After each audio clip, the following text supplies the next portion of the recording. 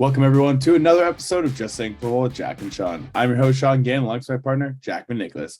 We're here to bring you news, notes, weekly updates, and game analysis of your favorite teams from around the league. If you've not had the chance, go check out our website, justsayingfootball.com, and follow us on Instagram at Just Saying, no G, WJS for article and video updates. We are back at home due to some off-the-field injuries by myself. I have a torn meniscus, so listed as day-to-day currently. Did not practice today. Decided to do the show from home. This is day-to-day for the studio. Definitely take the over on that. The expectation for Sunday Superflex and the Monday Night Football matchups from us will be in the studio. I'd take the over on that, despite the listed as day-to-day. But we're here to talk about some Week 4 Thursday Night Football. We have a great one when the Cincinnati Bengals host the Miami Dolphins. Jack, what are your thoughts going into this one? Currently, the Bengals are favorite at -4 with a 47-point over-under. I mean, the Bengals, we saw them go 0-2. We were talking a lot about them last week. We were hoping that the Jets weren't going to become an upset for them. But luckily, they were able to prevail. They had lost those two tough games. And now you got to go host Miami, who is one of the only two undefeated teams. And you're actually favored. I find this game is going to be pretty crazy. I know we've been no one's really been talking about either of these defenses, and it's really because these two offenses have been really taking over both these teams. But man, I think that this is going to be. I love that the Bengals are favored. I just got to start with that out the gate. Miami is a dominant force right now. Absolutely. Tua, Jalen Waddle, Tua right now is just leading the league in passing yards, and for good reason. This is a great offense, but the Bengals really got to step up with this one. They can't fall to 1-3 with the Ravens playing the way they are. Yeah, 1-3 with the way the Ravens are playing, the way the Browns are playing. Steelers still kind of have a few question marks, but obviously with Mike Tomlin, you never know what can happen with them. So you can't necessarily count them out. We saw it last year; they were almost in the playoffs. So, the Bengals need to get back on track. It was a good win against the Jets. I had gone with the Jets just because the 13 sacks they were giving up, they were spending so much on the offensive line, and the pressure was still there, but they were able to walk away with the win. Speaking of walking away with the win, Miami beating the Bills in Miami. That was a great freaking game. We had it in our game of the week. It literally went down to the final seconds of that one. Bills couldn't get the playoff. You saw Ken Dorsey freak out in the offensive coordinator's booth. Rightfully so. I think a lot of us would have been like that if you were a coach. I got to highlight the defense. I think it's obvious to say the offenses. It's the offense. You got Tyreek Hill, you got Jalen Waddle, T. Higgins, Joe Mixon, Chase Edmonds, Jamar Chase, Tyler Boyd. The list goes on and on. There's so many offensive stars. Two solid. Big fantasy Thursday night. I'll say that. Big fantasy Thursday night. It's nonstop. But you got to have the defense here, and I really want to talk about Miami. And the main reason why was up against the Bills last week. They looked like they were struggling. Look, total yards, the Bills favored 495 to 212. Passing yards were 380 to 171. Rushing yards 115 to 41. Yards per play 5.5. They were 11 for 18 on third downs, 2 for 3 on fourth downs. They ran 90 total plays, the Bills, last year. This defense was gassed, but they're so used to that South Beach weather and the heat. They were so ready for the conditioning. They had the complete bend, don't break, because you know what mattered at the end of the day?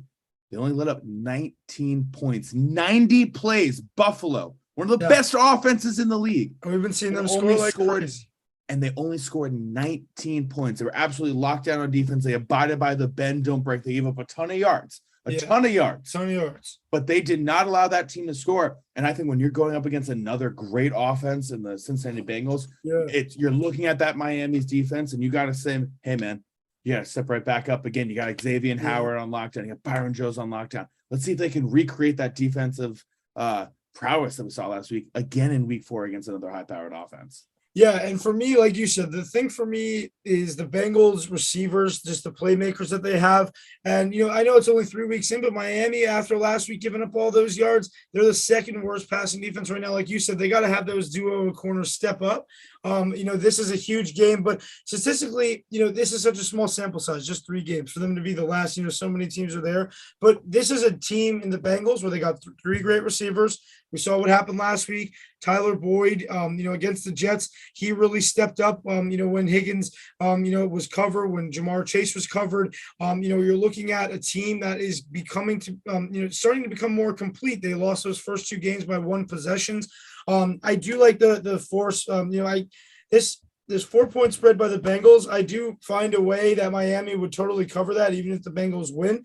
I'm just going to say it outright. I am going to go with the Bengals just for a little fun here. I do want to knock Miami's streak down from 4-0 to have them be 3-1, make that AFC matchup with the AFC East matchup with the Bills down the line a little more interesting. But last week Joe Burrow played a great game, 23 for 36, 275 and 3. Only got sacked twice. And then you also have, like I said, you have a guy like Tyler Boyd getting 4 for 105 and 1. You got T. Higgins getting, 7 targets. He had 5 for 93. There's so many different opportunities for these guys. They're going to have to take advantage of the fact that Miami is giving up those yards. Like you said, the X factor is Miami's defense against this. If they can make this Bengals offense look bad in pass protection, it could be a real issue for them down the road. But the one thing is, we really want to make sure that they have opportunities to, kind of grow this offense further than we saw with the Jets last week. The Jets still kind of kept themselves in that game, in my opinion. Jamar Chase only 29 yards. And, the Bengals, they're good in a lot of stuff, but I got to say, I think that this is a great opportunity for Miami to get their run game going. They are the second worst running team right now.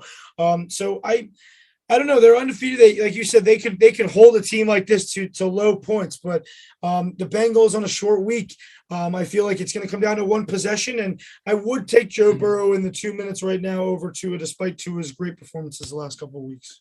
Look, I think that we've seen the tale of two Tuas in the last 2 weeks. So the 6 touchdown, 21-point fourth quarter comeback Tua, and then we've seen the Tua who's on promo. I also just have to note he was hit pretty hard.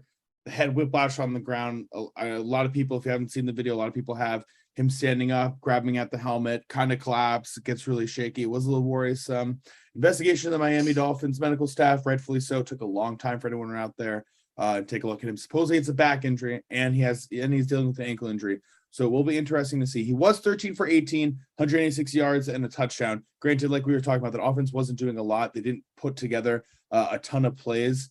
In the last matchup, sadly, offensively, they only ran 39 plays offensively. It's not what you'd expect from Mike McDaniels. That being said, I'm going with the Dolphins. One, to oppose you, Jack, but also two, because you know who Mike McDaniels has beaten in the first 3 weeks of his coaching tenure. Start off in week 1 against Bill Belichick. He's won a few Super Bowls as a coach. Supposedly might be one of the best coaches of all time.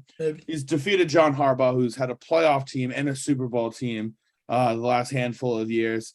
And he just went in and beat Sean McDermott, who's put together this Buffalo Bills team that for about a decade plus was struggling to be the team that it is today. Yeah. So I love Mike McDaniels. He's changed his culture entirely around. I think this defense is really solid. This bend, don't break mentality is going to keep them alive. I do think you're right. You do want to cut down on that offensive yards if possible, especially defensively when you have these two corners. Yeah. I like what we've been able to see, and I think they're going to be able to move the ball well. I do think that we need to see them run the ball more effectively, though, if they want to have a good season. I've talked about that with the Bills nonstop for years, and we're seeing it this season that they're running the ball really well, and this offense looks that much scarier. Now, imagine if the Dolphins can do that, get Tua a little bit more comfortable, be able to open up that play action pass. But I really like what the Dolphins have been able to do, and I'm riding high on them.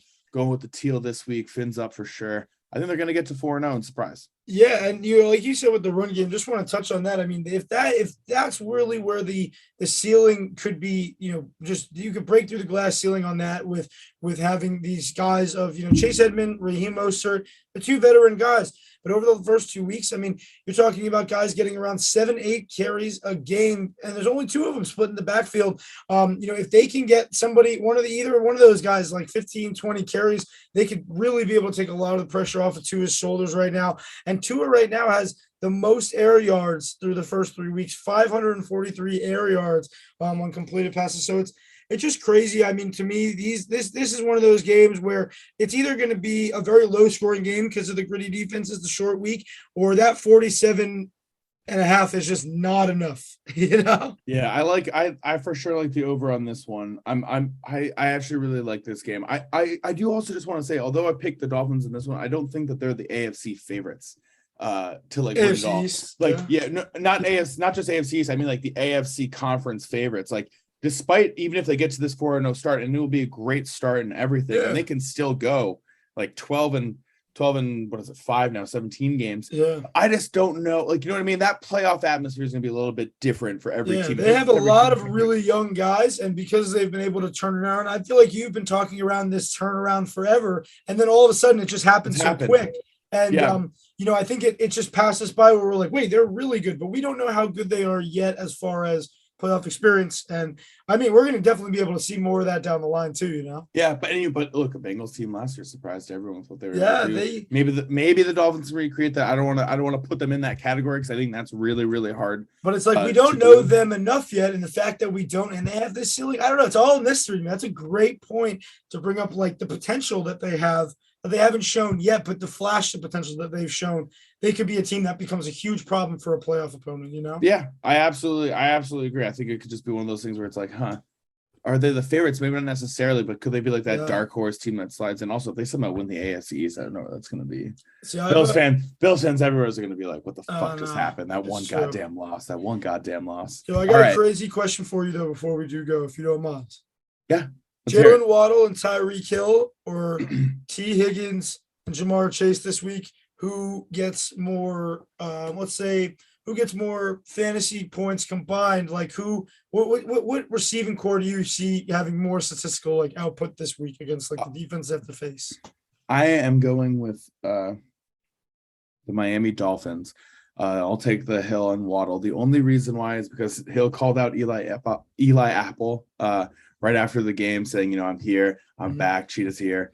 I just think it's going to be one of those games. He only had it under 40 yards last game, so for sure he wants to get on the feast that Jalen Waddle was enjoying last week, which was 100+ yards receiving.